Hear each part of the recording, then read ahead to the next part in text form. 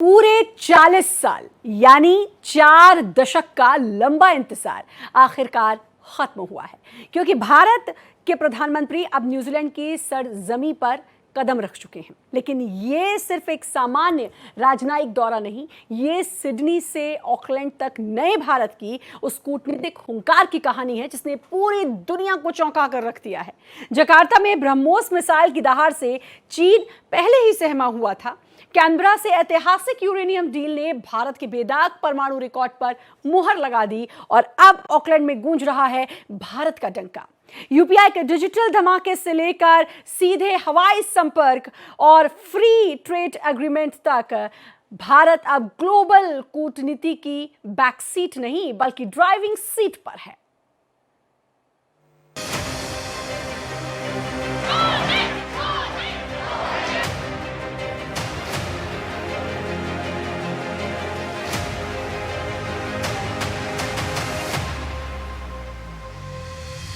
आज बात उस नए भारत की जिसकी हुंकार से सिडनी से लेकर ऑकलैंड तक और जकार्ता से लेकर कैनबरा तक दुनिया के नक्शे पर एक नई इबारत लिखी जा रही है।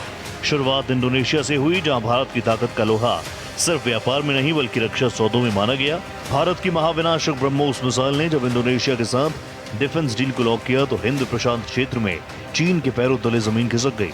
सिर्फ मिसाइल नहीं, भारत की डेमोक्रेसी और उसकी ईवीएम तकनीक का डंका भी जकार्ता में बजा। भारत ने साबित कर दिया कि वो सिर्फ डिफेंस में नहीं बल्कि डिजिटल और लोकतांत्रिक शक्ति में भी दुनिया का गुरु है। लेकिन असली कूटनीतिक मास्टर स्ट्रोक दिखा ऑस्ट्रेलिया में। याद कीजिए वो दौर जब ऑस्ट्रेलिया ने परमाणु अप्रसार संधि का बहाना बनाकर भारत को यूरेनियम देने से इनकार किया था। लेकिन मोदी डिप्लोमेसी के आगे ऑस्ट्रेलिया को झुकना पड़ा। भारत के बेदाग परमाणु रिकॉर्ड और ग्लोबल रुतबे को देखते हुए ऑस्ट्रेलिया ने ऐतिहासिक यूरेनियम सप्लाई डील पर मुहर लगा दी। मेलबर्न में हुई मुलाकात में एक दो नहीं बल्कि कई बड़े समझौते हुए। क्रिटिकल मिनरल से लेकर ग्रीन एनर्जी तक भारत ने ऑस्ट्रेलिया को अपना सबसे भरोसेमंद साथी बना लिया। 2014 में पीएम मोदी ने कहा था कि ऑस्ट्रेलिया को अब किसी भारतीय पीएम के लिए 28 सालों का इंतजार नहीं करना पड़ेगा। आज वो वादा धरातल पर सच साबित होता नजर आता है। इंडोनेशिया और ऑस्ट्रेलिया फतह के बाद पीएम मोदी ने कदम रखा न्यूजीलैंड की धरती पर पूरे 40 साल बाद। जी हाँ, 4 दशकों के लंबे इंतजार के बाद कोई भारतीय पीएम न्यूजीलैंड पहुंचा। ऑकलैंड और वेलिंगटन में बसे लाखों भारतीय प्रवासियों और छात्रों के लिए ये इमोशनल मोमेंट रहा। इस दौरे से उम्मीदें आसमान पर हैं। भारत ने ऑकलैंड के लिए सीधी उड़ान का रास्ता साफ किया है। भारत के फ्री ट्रेड एग्रीमेंट से व्यापार को पंख लगने वाले हैं और सबसे बड़ी बात, भारत का डिजिटल हथियार यानी यूपीआई अब न्यूजीलैंड के बाजारों में भी तहलका मचाने को तैयार है। तो साफ है, ये महज एक विदेशी दौरा नहीं, ये भारत की उस बदलती कूटनीति की तस्वीर है जहां भारत अब बैक सीट पर नहीं बल्कि ड्राइविंग सीट संभाल रहा है। Bureau report, Bharat express.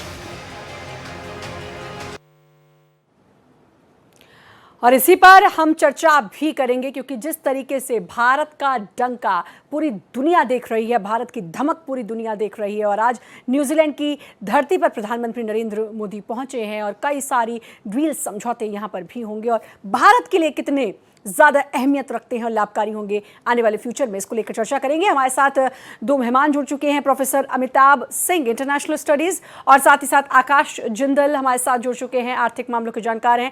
आप सभी का बहुत बहुत स्वागत है। डॉक्टर प्रियंका भी हमारे साथ जुड़ चुकी हैं, इकोनॉमिस्ट हैं।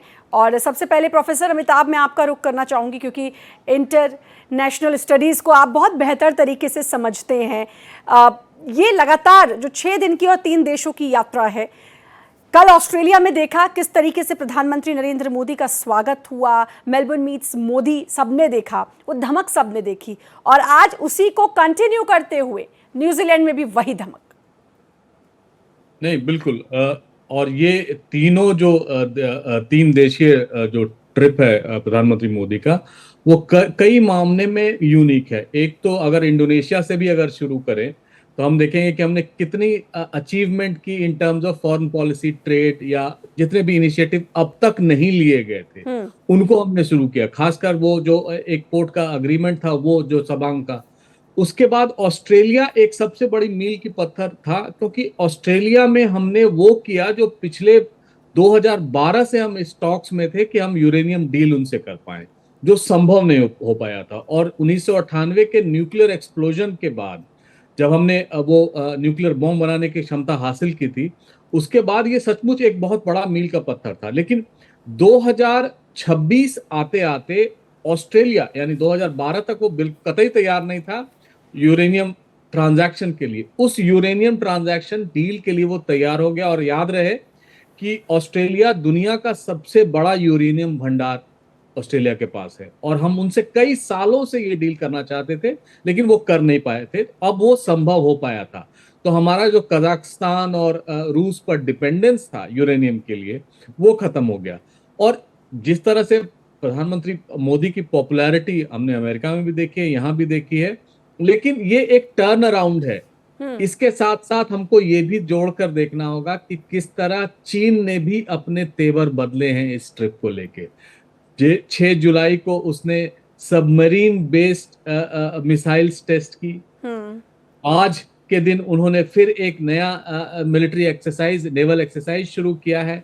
वो ये भी दिखा रहा है कि ये जो देश जो शायद चीन के बरक्स खड़े हैं, वो अपने आप को भी असर्ट कर सकते हैं। फाइनली न्यूजीलैंड का अब नंबर आया है 40 साल बाद, जो अभी संभव हो चीन पाया। तो सर इसलिए भी ना इंडोनेशिया के दौरे पर थे, तो वहां पर जिस तरीके से उनका स्वागत हुआ और जो डील्स हुई, तो चीन तो कहीं ना कहीं उससे भी बौखलाया, झल्लाहट में भी होगा, और चीन बर्दाश्त नहीं कर पाता। नहीं, और चीन का इतिहास रहा है। आप 1978 में जब विदेश मंत्री थे अटल बिहारी वाजपेयी, वो गए थे पहली बार 1962 की लड़ाई के बाद। कोई मिनिस्टीरियल लेवल डेलीगेशन गया था चीन के पास, चीन के लोगों से मिलने। उसी दिन शाम में, सुबह वाजपेयी जी पहुंचते हैं, उसी दिन शाम में चीन ने वियतनाम पे अटैक कर दिया। और ये दिखाने की भी कोशिश की कि हम बहुत पावरफुल, अभी भी अटैक कर सकते हैं। 62 में किया तो क्या, अभी भी कर सकते हैं। तो चीन, और उस समय के विदेश मंत्री वाजपेयी जी को वापस आना पड़ा बिना कोई मीटिंग किए हुए। तो चीन इस तरह के प्रतीकात्मक चीजें करता रहता है। लेकिन इस समय जो एक नया, आप ये कहें कि इंडो पैसिफिक का इमर्जेंस हो रहा है, जिसमें ऑस्ट्रेलिया एक बड़ी शक्ति के रूप में और न्यूजीलैंड भी एक शक्ति के रूप में, ये भी है कि भारत इतने सालों में विदेश नीतियां जो भारत की चेंज हुई हैं सर, उसके बाद भारत के प्रति जो और देशों का भरोसा बढ़ा है, इसीलिए जगह जगह पीएम जा रहे हैं और अच्छे समझौते हो रहे हैं जो भारत के फ्यूचर के लिए बहुत अच्छे हैं। तो शायद जो बाकी देश हैं, मैं चाहे चाइना की बात करूं क्योंकि वो भी नहीं चाहता उससे आगे कोई बढ़े, चाहे मैं अमेरिका की बात करूं, तो एक वो हलचल तो ज़रूर है। हमारे साथ प्रियंका जी भी जुड़ चुकी हैं। डॉक्टर प्रियंका, क्योंकि आप बहुत अच्छी इकोनॉमिस्ट हैं, आप समझती हैं बातों को, किस तरीके से, मैं न्यूजीलैंड की तो बात कर ही रही हूँ, लेकिन ऑस्ट्रेलिया और उससे पहले इंडोनेशिया, ये पूरी जो विदेश यात्रा इस बार की है पीएम की, कितना लाभ भारत को आने वाले समय में पहुंचने वाला है? देखिए, प्रधानमंत्री नरेंद्र मोदी जी की जो ये यात्रा है, इसको एक तरह से राजनयिक दौरे के रूप में नहीं देखा जाना चाहिए, क्योंकि इसके आर्थिक मायने बहुत अधिक बड़े हैं। प्रधानमंत्री मोदी ने ये भी कहा है कि जो उनकी इंडोनेशिया, ऑस्ट्रेलिया और न्यूजीलैंड की यात्रा है, वो भारत की एक्ट ईस्ट पॉलिसी, महासागर विजन और फ्री ओपन इंडो पैसिफिक की अवधारणा को मजबूत करेगा। पहले भारत की जो विदेश नीति होती थी, वो मुख्यतः राजनीतिक और सुरक्षा संबंधों तक सीमित मानी जाती थी, लेकिन आज की जो विदेशी नीति है, उसका सबसे महत्वपूर्ण आयाम इकोनॉमिक डिप्लोमेसी बन चुका है। भारत अब उन देशों के साथ अपने संबंध बढ़ाना और प्रगाढ़ करने की दिशा में प्राथमिकता दे रहा है, जो इन्वेस्टमेंट की तरफ जाए, ट्रेड की तरफ जाए, टेक्नोलॉजी की तरफ जाए, महत्वपूर्ण समुद्री सुरक्षा की तरफ जाए, और सबसे इंपॉर्टेंट है ग्लोबल सप्लाई चेन में ऐसे देश जो लॉन्ग टर्म में सहयोग दे सकते हैं, उनकी तरफ भारत देख रहा है। अगर हम भारत और न्यूजीलैंड की अर्थव्यवस्थाओं को देखें, तो मेरा मानना है कि ये दोनों अर्थव्यवस्थाएं एक दूसरे की प्रतिस्पर्धी नहीं है, बल्कि एक दूसरे की पूरक हैं, क्योंकि भारत के पास एक बड़ा बाजार है, जिसे डेमोग्राफिक डिविडेंड कहते हैं, यूथ पॉपुलेशन है, और एक मजबूत सेवा क्षेत्र है, जबकि न्यूजीलैंड एग्रीकल्चर सेक्टर में बहुत आगे है, डेयरी के सेक्टर में, फूड प्रोसेसिंग इंडस्ट्रीज है, एजुकेशन है, एग्रोटेक है, इन सभी क्षेत्रों में अग्रणी है। इसलिए दोनों देशों के बीच की जो ये सहयोग की संभावनाएं हैं, वो काफी मजबूती से देखने को मिल सकती हैं। और इस यात्रा का सबसे महत्वपूर्ण, जैसे अभी प्रोफेसर सर ने कहा, कि उसका आर्थिक पहलू है फ्री ट्रेड एग्रीमेंट की दिशा में एक बढ़ता हुआ कदम। अक्सर ये समझा जाता है कि एफटीए का मतलब सिर्फ टैक्स कम करना होता है, लेकिन इसका दायरा इससे कहीं अधिक बड़ा होता है, क्योंकि इससे व्यापार आसान होता है, निवेश बढ़ता है और कंपनियों के लिए एक नए अवसर देता है। अगर समझौता प्रभावी ढंग से लागू हो जाता है तो भारत को कई क्षेत्रों में एक तरह से बड़ा लाभ मिल सकता है। भारत की कंपनियों को एक विकसित बाजार की तरफ एक बेहतर अप्रोच मिल सकती है, अपॉर्चुनिटीज मिल सकती है। और सबसे महत्वपूर्ण जो हमारा इंडियन स्किल वर्कफोर्स है उसको भी बहुत अच्छा एक अवसर मिल सकता है, जो जिसके लिए न्यूजीलैंड में अवसर देख सकते हैं हम। और ये केवल रोजगार तक ही सीमित नहीं होगा, बल्कि भारत का जो सेवा निर्यात है और विदेशी मुद्रा आय में भी वृद्धि कर सकता है। बिल्कुल, और ये देखने को भी मिल रहा है। खैर, आपने आर्थिक तौर पर तो बताया ही। प्रोफेसर मेहताब, थोड़ा सा पीछे अगर जाएं, भारत की पहले की विदेश नीति और अब की विदेश नीति की अगर मैं बात करूं, कितना बड़ा बदलाव आप देखते हैं और क्या समझते हैं उससे? मतलब उन चेंजेस की वजह से आज जो प्रधानमंत्री के विदेश दौरे, जिस पर काफ़ी सवाल भी उठाए जाते रहे हैं विपक्ष की तरफ से, वो विदेश दौरे विकसित भारत 2047 की तरफ भारत को बढ़ाने के लिए कितने अहम माने जाएंगे? देखिए, विदेश नीति अगर आप देखें ना, तो एक हम टोटलिटी में देखते हैं हम। और हमेशा विदेश नीति को आप देखेंगे कॉन्टिन्यूएशन ही रहता है। कहीं आप देखेंगे पिछले यूपीए गवर्नमेंट से प्रेजेंट गवर्नमेंट तक भी वो उसी लीक पर चला है। उसमें कुछ एक चेंजेस हो सकती है, उसमें भारत का आत्मसम्मान, भारत का आर्थिक विकास, उसमें वृद्धि अवश्य हुई है। लेकिन हम ये भी मानते हैं अंतर्राष्ट्रीय संबंध में कि it's a continuation of foreign policy जो अब तक चला आया है। प्रधानमंत्री मोदी उसी परंपरा को आगे बढ़ा रहे हैं। कोई बहुत परिवर्तन नहीं हुआ है। हाँ, इस बीच ये जरूर हुआ है कि जो भू सामरिक जो विषमताएं थी वो अब भारत के पक्ष में आ गई हैं। दूसरी, जो हमने, जैसे मैंने पहले भी बताया कि ऑस्ट्रेलिया हमसे वो न्यूक्लियर डील नहीं करना चाहता था, यूरेनियम हमको नहीं बेचना चाहता था, अब वो बेचने के लिए तैयार हो गया। उसका कारण भी आप 2012 के इतिहास को भी अगर देखें तो 2012 में क्यों नहीं तैयार होता था? वो कहता था भारत न्यूक्लियर बॉम्ब बना रहा है। भारत का जो अमेरिका के साथ सिविल न्यूक्लियर अकॉर्ड हुआ 2000 मनमोहन सिंह के दौरान, उसमें एक चीज बहुत अच्छी कर दी कि क्लियर कर दिया कि आप जो न्यूक्लियर डील है, यानी जो न्यूक्लियर बॉम्ब बनाने का है, उसमें हम आपको सहयोग नहीं देंगे, उसके लिए यूरेनियम नहीं देंगे, टेक्नोलॉजी नहीं देंगे, लेकिन जो सिविलियन यूज है उसके लिए हम आपको टेक्नोलॉजी भी देंगे और यूरेनियम भी देंगे। मतलब तो ये काफी क्लैरिटी जो भी थी मिली, कट टू कट वो क्लैरिटी मिली और वो बाकी देशों तक पहुंची कि भाई ऐसा है। शायद ये एक बड़ी वजह है। डॉक्टर प्रियंका, और क्या क्या संभावनाएं हैं? अगर मैं सिर्फ आज, मतलब जहां न्यूजीलैंड पहुंचे हैं, न्यूजीलैंड की धरती पर हैं प्रधानमंत्री नरेंद्र मोदी, और क्या क्या संभावनाएं हैं? डिजिटल तौर पर देखूं तो प्रधानमंत्री बहुत फोकस्ड हैं डिजिटली, उसके लिए क्या क्या संभावनाएं और उससे आने वाले समय में कितना लाभ? देखिए, भारत का जो अभी यूपीआई हमारा है वो सबसे महत्वपूर्ण भूमिका अदा कर रहा है वैश्विक रूप से। और मुझे लगता है कि सब इस यात्रा का जो इनका सबसे महत्वपूर्ण पहलू है वो एक तरह से वैश्विक आपूर्ति श्रृंखला ही है। और इस में ये महसूस किया है कि किसी भी देश पर हम ज्यादा निर्भर ना हो। यूपीआई के संबंध में भी हमारी जिस तरह से भारत में आप देखें कि रिक्शे वाले से लेके सब्जी वाले तक उसका उपयोग कर रहे हैं। ये भी हमें समझना पड़ेगा कि यदि इस तरह से कोई भी घोषणा सरकार द्वारा की जाती है या भारत और न्यूजीलैंड का कोई भी ऐसा समझौता होता है तो सफलता तभी होगी जब उसमें व्यापार बढ़ेगा, निवेश आए और एम्प्लॉयमेंट जनरेट हो। मुझे लगता है कि न्यूजीलैंड में जो खास तौर पे फूड प्रोसेसिंग यूनिट है और एग्रीकल्चर जैसे संवेदनशील है, उसको लेकर के भारत की संभावनाएं काफी मजबूत दिखती हैं। और मैं मानूंगी कि जो न्यूजीलैंड की ये यात्रा है प्रधानमंत्री नरेंद्र मोदी जी की, ये दोनों देशों के संबंधों को मजबूत करने तक सीमित बिल्कुल जाहिर सी बात है। 40 साल बाद भारत से कोई प्रधानमंत्री हैं जो गए हैं। हमारे साथ आकाश जिंदल जी भी जुड़ चुके हैं, आर्थिक मामलों के जानकार हैं। आकाश जी, हम बात कर रहे थे, देखिए डिजिटली अगर देखें तो यूपीआई जितना सक्सेसफुल है, एक समय यूपीआई एक टैबू सा लगता था कि कैसे इससे पेमेंट हो जाएगा। आज ना सिर्फ भारत में, पूरी दुनिया में उसकी धमक सुनाई देती है यूपीआई की। तो अब और क्या क्या चीज़ें होंगी भारत के लिए? और ये जो यात्रा है न्यूजीलैंड की, खासतौर पर 40 साल बाद, 4 दशक बाद कोई पीएम गए हैं न्यूजीलैंड पर, और कितने मजबूत होंगे अब न्यूजीलैंड और भारत के रिश्ते? प्रोफेसर अमिताभ का मैं रुख कर लेती हूँ। सर, यूपीआई का हम जिक्र कर रहे हैं और यूपीआई को लेकर अलग अलग देशों ने, इंडोनेशिया ने भी इनफैक्ट कहा, क्योंकि इंडोनेशिया चाहता है कि ऐसा सिस्टम इंडोनेशिया में हो। बाकी देश, बहुत सारे देश हैं, क्योंकि एक क्लिक में, और ये वही यूपीआई है जिसको लेकर विपक्ष ने कहा था कि भाई किसी को अगर 5 रुपए का सामान खरीदना है तो क्या यूपीआई करोगे। लेकिन उस यूपीआई ने भारत की इतनी शान बढ़ाई है पूरे विश्व में। देखिए, भारत का एक बहुत मजबूत जो एलिमेंट है इसके फॉरेन पॉलिसी में, इकोनॉमिक पॉलिसी में, वो है डिजिटल पब्लिक इंफ्रास्ट्रक्चर।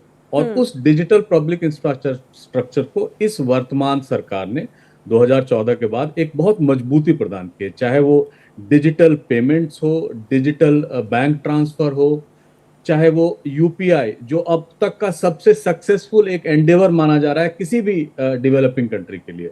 हमने दुबई के साथ किया है, कुछ हम रूस के साथ करने जा रहे हैं, हालांकि वो प्रैक्टिकल इस समय नहीं दिख रहा है। इंडोनेशिया के साथ हमने किया QRIS पेमेंट करके सिस्टम, जो उनके साथ हमने इंटीग्रेट किया, जो उनका यूपीआई स्कैन करके जो हम पैसे देते हैं, वो चीज है QR पेमेंट सिस्टम।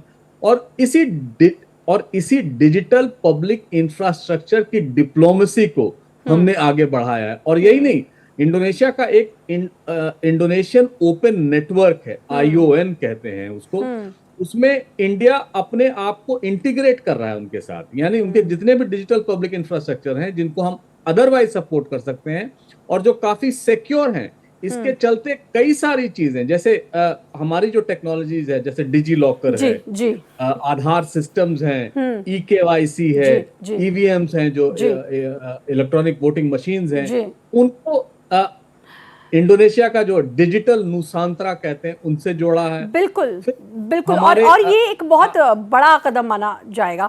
आकाश जिंदल जी भी हमारे साथ जुड़े हैं। सर, किस तरीके से ये तीनों देश, और खासतौर पर अगर मैं आज जहां हैं प्रधानमंत्री नरेंद्र मोदी, न्यूजीलैंड की बात करूं, किस तरीके से इस यात्रा को समझे हम? देखिए, यात्रा बहुत बहुत कामयाब होने की संभावना है। कारण क्या है? आप एक बड़ा सिंपल सा फैक्ट जो है आप देखिए, आज यूएस जैसी इकोनॉमी, जो दुनिया की सबसे बड़ी इकोनॉमी है, उसने इकोनॉमिक बेनिफिट के लिए क्या किया? ईरान पे अटैक किया। अल्टीमेटली नतीजा क्या निकला? यूएस की इकोनॉमी को बहुत मेजर लॉस हुई। ईरान हुआ और यूएस को 2 बढ़िया वहां से तोहफे मिले हैं, एक high inflation, high unemployment. Russia ने भी वही चीज यूक्रेन के साथ की।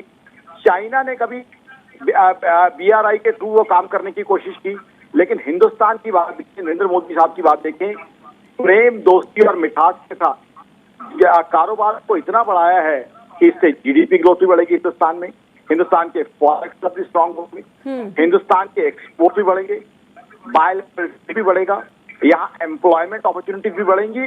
और अब सबसे बड़ी बात, जब यूएस ईरान वॉर शुरू हो चुकी थी, तब देखिए हिंदुस्तान की कामयाबी। आप देखिए, 28 फरवरी को यूएस ईरान वॉर शुरू हो चुकी थी और मार्च में जो क्वार्टर खत्म हो रहा है, हमने GDP ग्रोथ दी है, जबकि वॉर चल रही थी। 7.7 ग्रोथ। सर, मैं रोकना चाह रही हूँ, लेकिन मैं ये जानना चाहूंगी, कल ऑस्ट्रेलिया में भी PM ने इस बात का जिक्र किया कि हम बहुत जल्द तीसरी सबसे बड़ी अर्थव्यवस्था बन जाएंगे। मतलब जो श्योरिटी थी उनके बोलने में, क्या लगता है कि एक इकोनॉमिस्ट के नाते आप कैसे इसको समझते हैं और ये कितना साकार होता हुआ दिखता है? बिल्कुल सही दिख रहा है, दुनिया के सामने अपेरेंट है। आकाशजिंदल.in की नहीं है, वर्ल्ड बैंक कह रहा है कि दुनिया की बड़ी इकोनॉमीज में से फास्टेस्ट ग्रोइंग इकोनॉमी हिंदुस्तान है। तमाम लोग कह रहे थे अब टैक्स कलेक्शन का क्या होगा। इस सरकार की विजनरी प्लानिंग देखिए, अब जो 17 जून को डेटा आया है, इनकम टैक्स कलेक्शन ज्यादा आई है 14%। GST कलेक्शन अप्रैल में जब वॉर ऑन थी पूरी तरीके से 2.43 लाख करोड़ रिकॉर्ड बना है। और आप देखिए, हमने शांति और प्रेम से दुनिया को जीता है। पहले EU के साथ हमने ट्रेड डील की, न्यूजीलैंड के साथ ट्रेड डील की। जब प्रधानमंत्री साहब जा रहे हैं, एक तरफ तो हमारे कल्चरल रिलेशनशिप बढ़ रहे हैं, दोस्ती बढ़ रही है, पीपल टू पीपल कॉन्टैक्ट बढ़ रहा है, हमारे हिंदुस्तान डायस्पोरा, हमारे हिंदुस्तानी भाई है, उनके अंदर जो है कहीं ना कहीं एक एहसास रहा है। और साथ ही साथ कारोबार की हो रही है, हिंदुस्तान एक्सपोर्ट हो रहा है, टाइप हो रहे हैं, फॉरेक्स आने की संभावना है, ग्लोबल इन्वेस्टमेंट आने की संभावना है। तो कहीं ना कहीं एक जो प्रधानमंत्री मोदी साहब ने किया है, प्रेम, दोस्ती के साथ जो है दुनिया को जीता है, जिससे हिंदुस्तान की इकोनॉमी को क्लियर कर बेनिफिट हो रहा है और वो नंबर्स में रिफ्लेक्ट हो रही है। यानी कि चाहे एक आप पंथ कई काज, ये मुहावरा यहाँ बिल्कुल सटीक बैठता है, ऐसा भारत कर रहा है और वाकई में भारत की आन बान शान जो है वो पूरी दुनिया इस वक्त देख रही है। बहुत बहुत शुक्रिया आप सभी का भारत एक्सप्रेस के साथ जुड़ने के लिए, अपना कीमती समय देने के लिए। एक बार फिर से आप सभी का बहुत बहुत शुक्रिया।